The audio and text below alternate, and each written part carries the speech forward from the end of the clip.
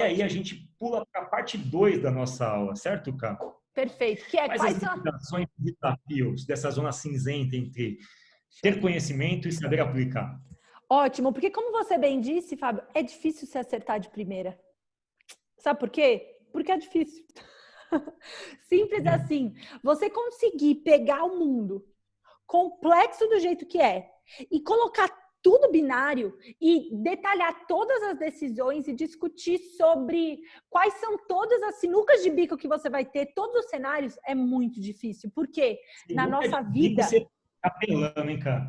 Sinuca de bico com carne frita, você está querendo fazer uma linha narrativa toda baseada no Viu? Na bilhar, né? sinuca, no bar. Baseada no Pois bar. é. Quando a gente para pensar que a nossa vida não é binário, né? Não é binário, que a gente responde uma série de perguntas com talvez, a gente começa a perceber o tamanho dessa zona cinzenta, Fá, que é digitalizar o planeta Terra. O Yuval Harari falou um pouco sobre isso num livro chamado 21 Lições do Século XXI, que é o terceiro de uma série, onde ele discute os principais dilemas dessa digitalização. Eu vou contar só um para vocês muito rapidamente, que é o dilema dos carros autônomos. Quando eu falo em carro autônomo, todo mundo fica, nossa, que beleza, nossa, os carros vão andar sozinhos, eu não preciso mais saber caminho nenhum, vou apertar um botão, ele vai estacionar sozinho, que ótimo. Vírgula. Por quê?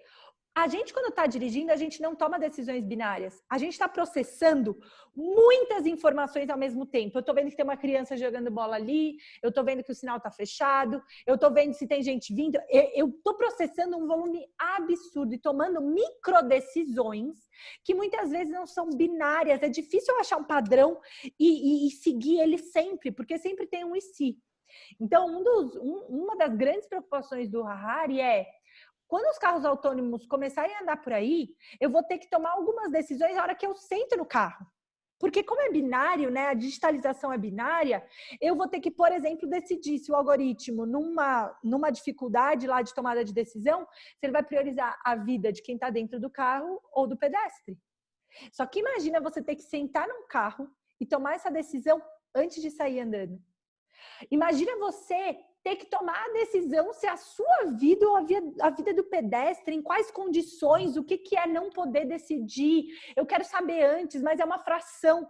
A gente vai começar a ter que encarar esses dilemas da digitalização em tão larga escala. Por quê? O carro autônomo nada mais é do que um fluxograma que está tomando 1 milhão de decisões, certo? Num computador super rápido, mas que ainda assim só sabe sim ou não. O espectro não existe, certo? Direitos humanos, bom senso, vão por água, acabam, tudo bem? Você está me dizendo, então, que eu vou ter que aplicar moral e ética a um pensamento digital, é isso mesmo? O que é moral e ética, Fábio? É muito, muito, muito extenso. Depende muito dos costumes de um povo, depende do contexto atual. Exato. Enfim, existem certos padrões que são mais amplos e mais clássicos, assim, mas existem minúcias do tipo, tá, como é que a gente decide quem é que vai sobreviver numa colisão de carro? O mais velho ou o mais novo? A mulher ou o homem? Exato. Quem E o pagou pelo computador, seguro? para tomar as decisões dele, Fábio, por ser binário, vai ter que escolher.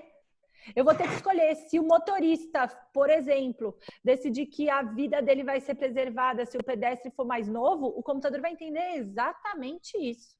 Exatamente isso. É o seguinte, ok, os computadores não pensam, na verdade, eles representam toda a proporcionalidade dos raciocínios analógicos humanos, eles são traduzidos através de um tradutor muito eficiente, que são fluxogramas que imputam essas informações, cujas saídas têm ali um certo nível de padrão matemático, mas esses padrões matemáticos, de certa forma, eles começam a ficar um pouco mais suscetíveis a questões como moral e ética quando eles implicam em decisões que impactam a vida humana, como é a questão da inteligência artificial. Então, se eu entendi bem, a gente estava costurando toda essa dinâmica, toda essa narrativa de pensamento computacional da aula 1, tentando explicar para as pessoas a origem dessa expressão e o que ela significa. A distinção entre analógico e digital começou a ficar mais clara agora, a partir do momento que eu entendo que não são hierarquias, e sim são complementos de dois mundos que se abraçam, que começam a especificamente representar um mundo natural de uma forma um pouco mais escalável e padronizada através de alguns códigos, mas existem zonas cinzentas que colocam um pouco aí de dilemas humanos, por isso carne frita, por isso Kahneman, por isso psicologia comportamental, ou seja, a coisa não é tão rapidamente traduzida como certo ou errada, certo? O fato de uma coisa ser digital, como um algoritmo, como uma inteligência artificial, não significa que o digital seja certo sempre, que tenha bom senso sempre e que represente um pensamento coletivo ou boas práticas coletivas de convivência social, certo, cara? Tem zonas Perfeito. cinzentas. O importante é que a gente saiba que exista essa zona cinzenta, consiga compreender do que a gente é capaz de raciocinar, ao que a gente está exposto e a gente consiga compreender como é que funciona essa arquitetura digital. Ao fazer isso, a gente consegue navegar nesse mundo e explicá-lo para outras pessoas, que eu imagino que seja o ponto aqui que você quer abordar nesse último tópico da parte 2, certo? Que resumo, hein, senhor Fábio? Vamos gravar isso e pôr para todo mundo escutar todo dia.